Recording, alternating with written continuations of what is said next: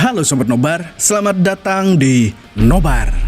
Kembali lagi bersama saya Tobi, yang kali ini akan menjawakan kepriwe Tomase, membawakan film berjudul Jamesy Boy yang dirilis pada tahun 2014. Menceritakan sebuah kisah nyata dari sosok James Burns. Beliau adalah seorang sutradara film dan serial televisi Amerika yang memiliki masa lalu yang sangat kelam. Dan film ini akan berfokus pada masa-masa James di penjara. Kala itu dia masih 18 tahun, bisa dibilang bocah lah ya, dan sudah bolak-balik masuk lapas. Selain itu, dia juga merupakan anak yang hobi baku hantam. Lantas, bagaimanakah kisahnya? So, tanpa berlama-lama lagi, siapkan mata, telinga, dan anu-anuan kalian semua. Mari kita nobar dan inilah Jamesy Boy.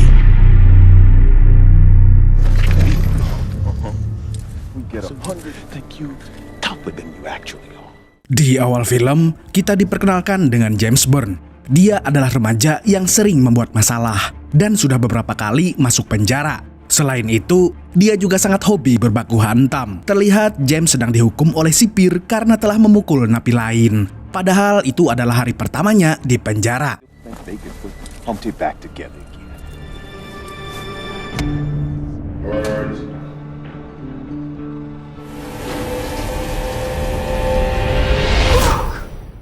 Scene kemudian beralih ke 3 tahun sebelumnya, di mana James akan mendaftarkan diri ke sekolah barunya. Diketahui bahwa James telah dikeluarkan dari sekolah sebelumnya dan ibunya yang bernama Tracy sedang berusaha membujuk sekolah baru itu agar mereka mau menerima James.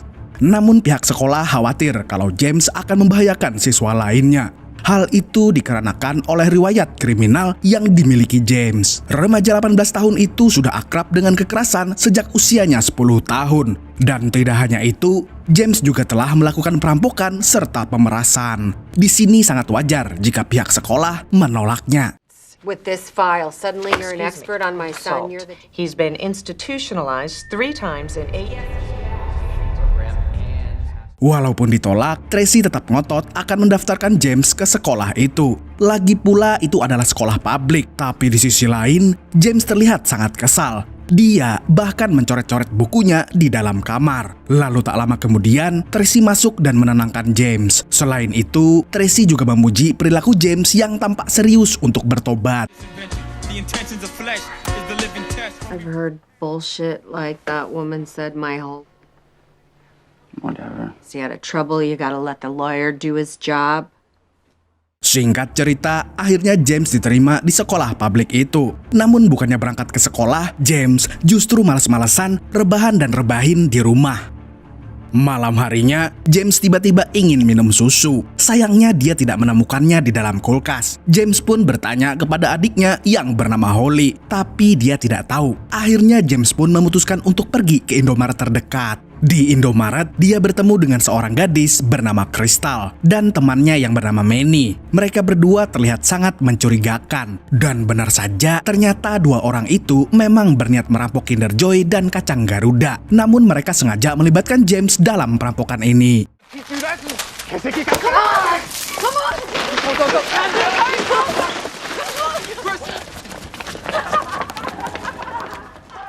Dan anehnya, James justru terlihat senang melakukannya. Karena itu, mereka pun berkenalan dan menjadi sangat akrab. That was great. I just bought these high tops this year. What are you talking about? Yeah, I gotta My get mom out. found in my sock drawer and free, so I got 15. I gotta go.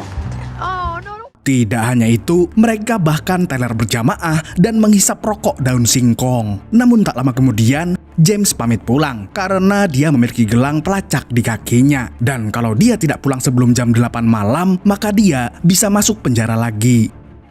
Keesokan harinya, James kembali bertemu dengan Crystal dan Manny. Kali ini mereka mengajaknya untuk main ke rumah Mary, di mana dia adalah seorang gadis kaya yang polos. Dan di rumah yang megah itu, mereka bersenang-senang dengan minum beras kencur, serta berjoget TikTok rame-rame.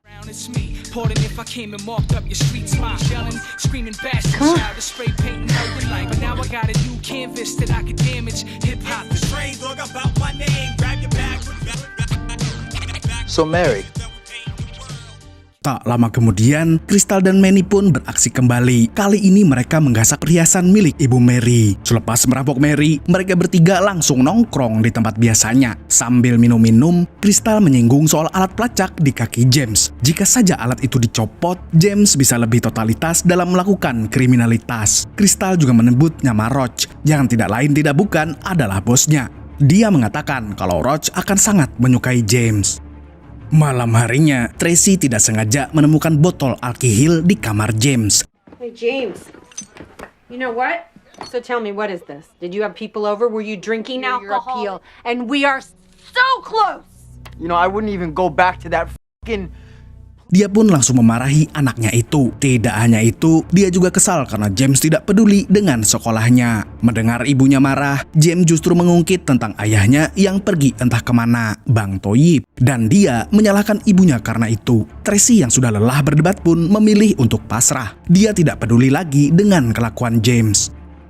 Setelah itu, James pun memutuskan untuk melepaskan alat pelacak di kakinya. Lagi pula, ibunya sudah tidak peduli lagi dengan apapun yang akan dia lakukan. Keesokan malamnya, James pun kabur dari rumah dan langsung pergi ke markas Roach untuk meminta pekerjaan. Awalnya, Roach ragu dengan kemampuan James, tapi setelah melihat keberanian dan keseriusannya, Roach pun meminta James sebagai kurir Narkovsky.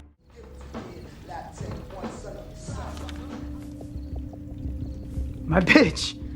Setelah berminggu-minggu tidak pulang, James pun dihubungi oleh ibunya. Dia diminta untuk pulang karena polisi menanyakan keberadaannya. Dan jika James mau pulang, Tracy akan berusaha membujuk polisi agar anaknya tidak dipenjara lagi. Namun sayangnya, James tetap tidak mau pulang. Dia mengatakan bahwa dia menyayangi keluarganya, tapi nasi sudah menjadi bubur.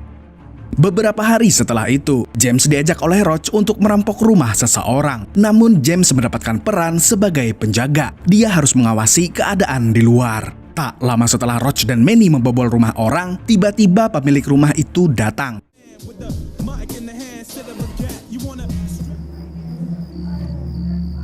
Roach pun tertangkap basah. James yang melihat itu pun diam-diam masuk ke dalam rumah dan langsung menghajar orang itu.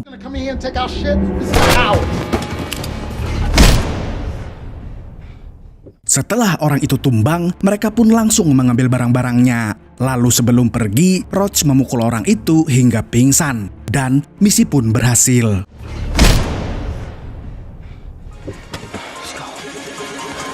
Go.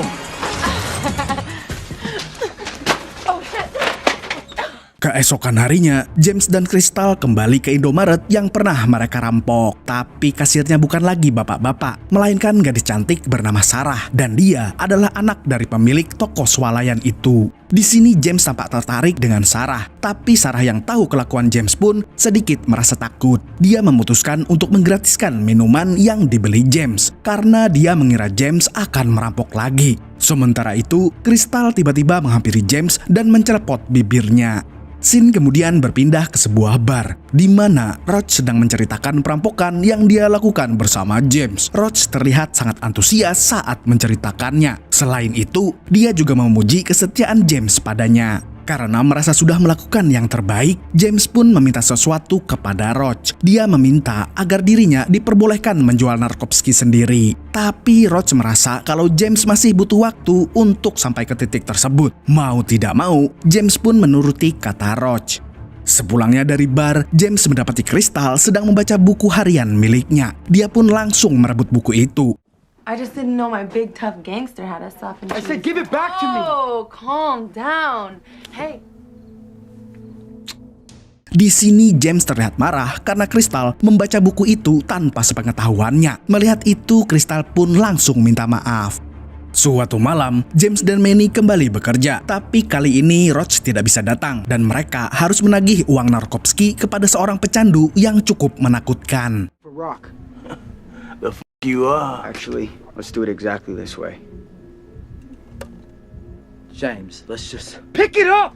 Is this a fucking game of cops and robbers? Meskipun awalnya gugup, pada akhirnya James berhasil menggertak dengan pistol. Akan tetapi, saat James hampir berhasil mendapatkan uangnya, tiba-tiba dia disergap oleh anak buah pecandu Narkovsky itu. Shut up! Stop screaming! dan mereka pun akhirnya babak belur. Setelah diusir, James tidak langsung pergi dari situ. Dia justru langsung balas dendam dengan menghancurkan mobil pecandu itu. What the What? Look at this! Dan di mobil itu, dia menemukan tas besar berisi senjata api. James pun langsung berpikir untuk menjual semua senjata tersebut. Namun sepulangnya dari tempat itu, James malah bertengkar dengan Crystal. Dia merasa diremehkan karena usianya masih belasan. Selain itu, Crystal juga menganggapnya masih bocah. Karena kesal, James pun langsung pergi dari markas Roach.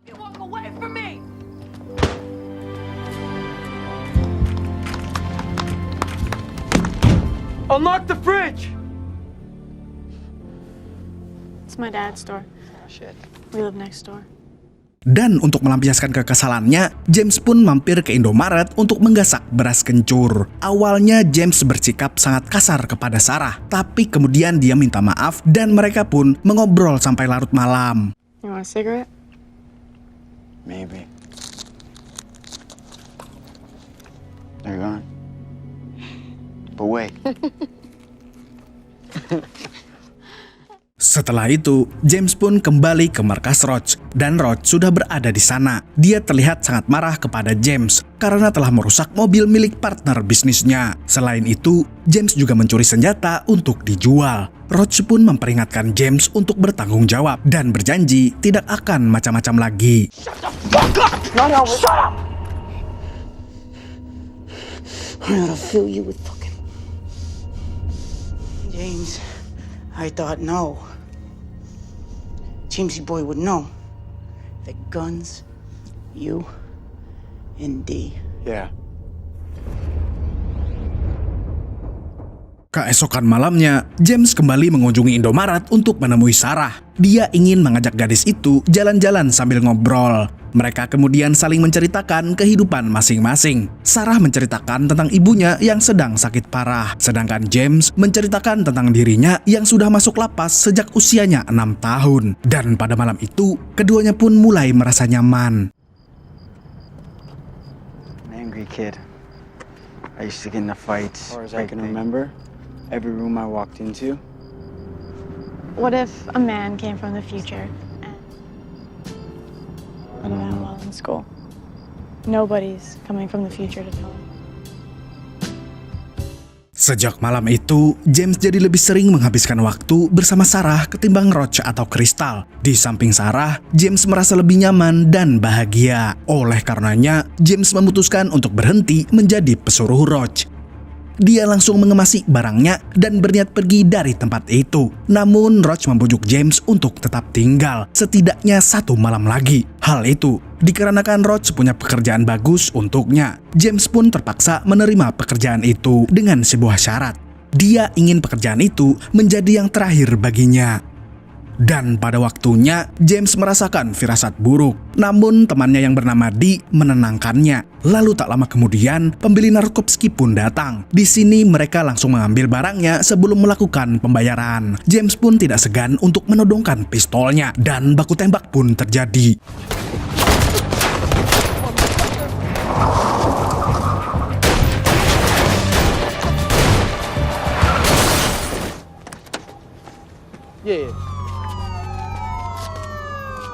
James dan Dee berhasil membunuh semua pecandu itu. Tapi sialnya, polisi datang dengan cepat. Tumben, Dee pun mengajak James untuk kabur keluar kota. Tapi James memilih tidak ikut.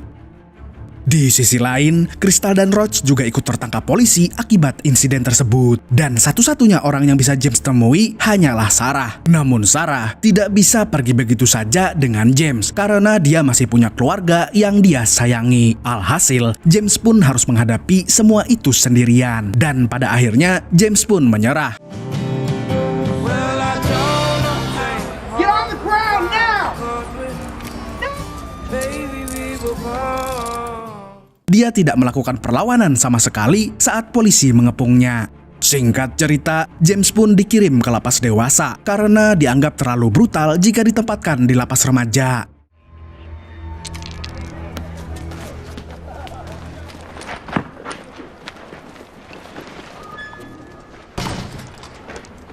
Be safe with us.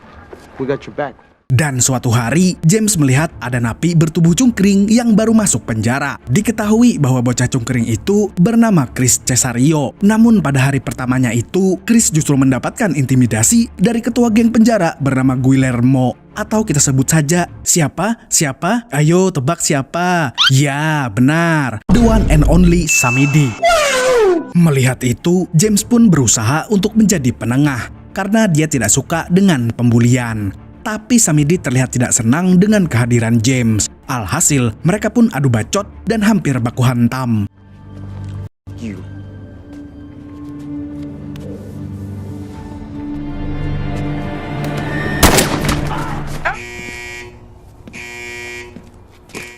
I don't know, maybe you're trying to prove yourself. Who the fuck are you? Chris Cesario. Untungnya para sipir berhasil mencegah hal tersebut. Setelah itu, James pun langsung dimarahi oleh kepala sipir yang bernama Falcon. Aku kira Falcon. Dia terlihat sangat kesal dengan James karena anak itu sudah berkali-kali melakukan baku hantam. Di sisi lain, Chris berusaha membela James di depan Falcon. Tapi Falcon mengatakan kalau James tidak berniat membela Chris, dia hanyalah bocah yang hobi baku hantam. Pokoknya baku hantam dulu, bos. Keesokan harinya, Samidi CS berniat untuk menghajar James saat dia sedang mandi. Dan James pun berusaha melawannya sendirian.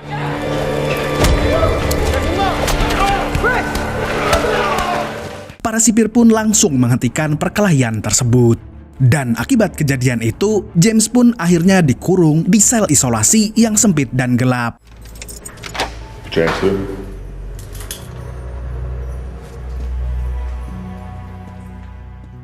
Setelah keluar dari sel isolasi, James kembali melakukan rutinitasnya. Namun masalah dengan Samidi tentu belum selesai. Di sisi lain, James justru tertarik dengan salah satu napi yang suka menyendiri. Dan napi bernama Conrad itu terlihat sangat menyeramkan. James pun mulai mendekati Conrad, walaupun itu bukanlah hal yang mudah. Dan tujuan James mendekati Conrad adalah untuk mencari sekutu, agar Samidi tidak terlalu sesumbar. Namun lagi-lagi Conrad bersikap dingin kepada James. Dia menganggap James tidak ada bedanya dengan Samidi CS. And he got stabbed. So? Well, starting a yard war is a good way to make sure you don't go back to the real world. Oh, you think you're different than these other assholes?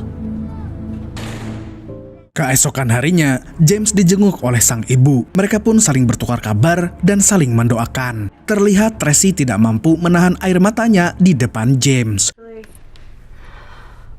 Make good.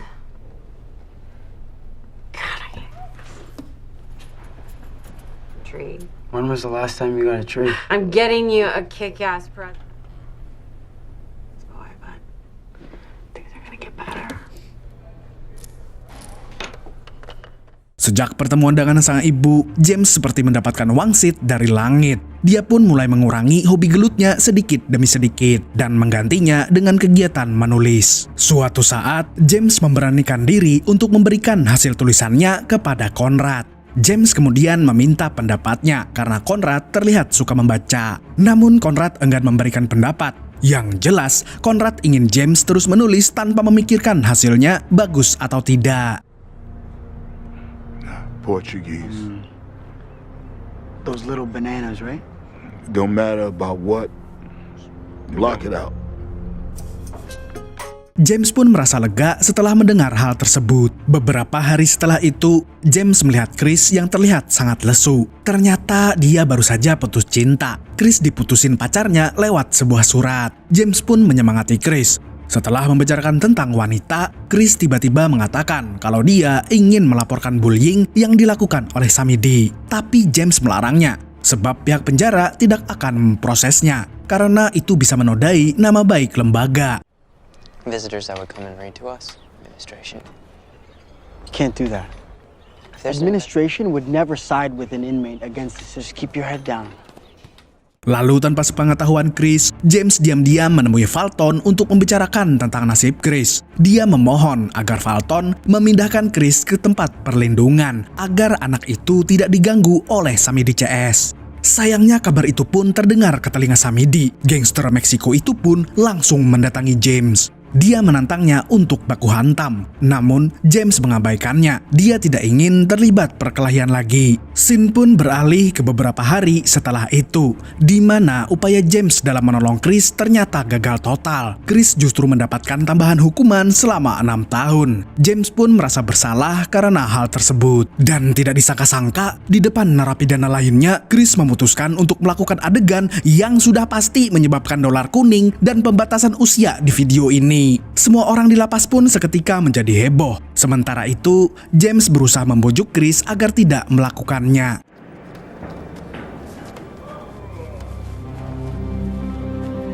Hey yo, check him out! Check him out! You little whore, you better jump because I'm gonna make you wish you had. Stereo! Do not do this on my watch. You hear me, boy? Chris, janganlah, nanti dolar kuning loh video nobar. Dan karena Chris masih belum terbujuk, James pun langsung berlari ke arahnya. Tapi salah satu sipir di situ menjegal James untuk tidak mendekati Chris. Lalu yang terjadi adalah, Chris asu.